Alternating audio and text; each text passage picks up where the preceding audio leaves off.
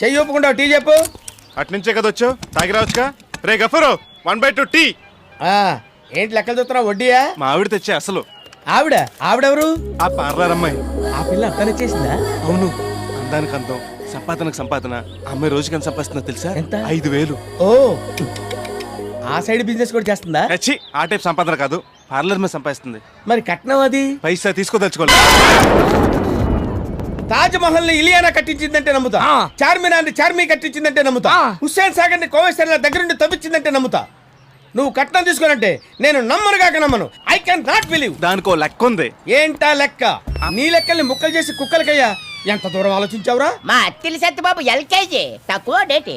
నిన్ను చేసుకోవడానికి అమ్మాయి ఒప్పుకుందా మరి? ఫ్రెష్ గా దున్నిన పొలం నుంచి అన్నం వచ్చేస్తుందా? నీ